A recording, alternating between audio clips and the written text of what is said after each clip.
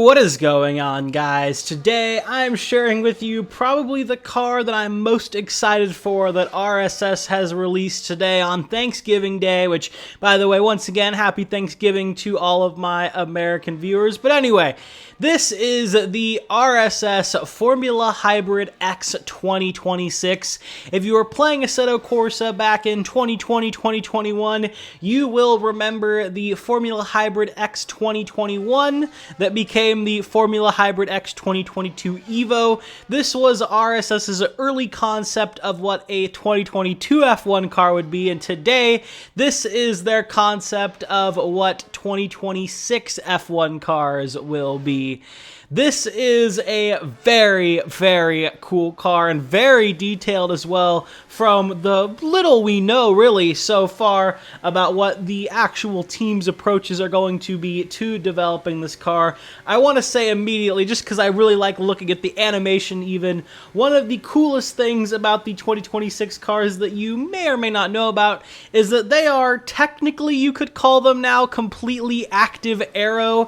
The DRS is now on the front wing as well as the rear wing, and RSS have modeled that very nicely, as you can see here. And I was wondering, where is the actuator? Well, RSS are smart and have done what I would imagine every single one of the teams is going to do with it, and that is put it under the nose cone of the car so it can actually physically, pull the front wing flaps up and down. So that is very, very cool. That's modeled as well. I did double check. So that is some super nice attention to detail. Of course, in 2026, we are getting a little bit of a new engine formula as well. We're keeping the turbocharged 1.6 liter V6 engines, but the hybrid component is going to be upped a fair bit more, which you might like, you might not. Driving the RSS car, at the very least, the closest I'll ever get to driving a 2026 F1 car so far, it feels pretty similar. The car may be a little bit more torquey in places, but to be honest, it's not a huge difference. There used to be, back in the day, a rumor that they would be higher revving and that they would have turbo lag and things like that. Nothing that I have noticed with the current engines from what I know and what I've driven with this RSS car. So it's very, very similar looking, very similar sounding as well. But the main bread and the butter here is, of course, the aerodynamics, the chassis of the car. And it's completely different, pretty much. The side pods, kind of the middle part of the car, if you will, I guess is the most similar looking to a current 2024 F1 car.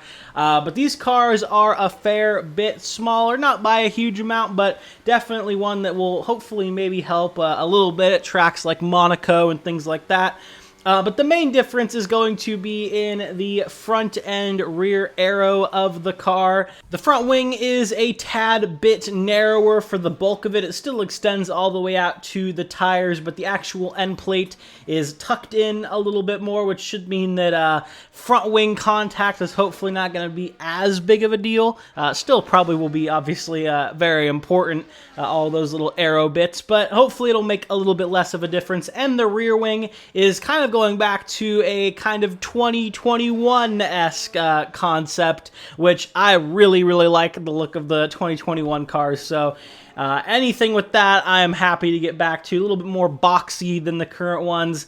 I am all for it. The wheels as well are going from 18-inch rims to 16-inch rims. So we're getting back a little bit of the lost tire meat, if you will, that we lost in 2022. We still have the wheel covers, which are fine. I've, gotten used to them by now. And regardless, just a little bit smaller and a little bit more fun to drive, in my opinion. In this early version, and as I'm sure it will be in real life, it is lacking a little bit of downforce from the current cars, which is a nice challenge, but being a tad bit lighter kind of makes it a little bit better. They're still pretty nimble. They still feel like F1 cars. And this is just a fantastic addition to Assetto Corsa that we can mess around with. In terms of features features, this car is very similar to the Formula Hybrid 2024 that also came out today. So anything that car has, expect it to be carried over to this one, barring that the 2026 F1 car has it. The only one that this lacks is the customizable aero, if you will, with the different like rear wing, presets for low and high downforce, which makes sense since we actually haven't seen what the teams are going to do with the rear wing. So it's not a huge deal. It's just one model. But overall, I really enjoy it. There is also an interesting slider that is current concept or early concept. It doesn't change the look of the car, so I'm imagining it's with the physics, and even then, I can't feel a huge difference. So if any of you do know for certain what that is, be sure to let me know in the comments below. But overall, a very, very cool car. Maybe tomorrow I'm going to check out the kind of other version of this car that RSS has made, and that is the V12R. It's basically the 2026 car with the V12 engine, so I decided to make this its own video since I really wanted to go in depth with the FHX 2026. So that one will be a little bit shorter since we'll basically, kind of be recovering what we've talked about here. But still, a very cool car nonetheless. I have done a couple laps with it. The V12, of course, sounds absolutely glorious, and it is a fun car still. So, yeah. But in terms of the real car that we're getting in real life, fantastic work by RSS as always. Thank you guys for watching this video. If you did enjoy it, a like and a sub would mean a lot. And I will see you all in the next one for the 2024 F2 car. Have a good one, guys.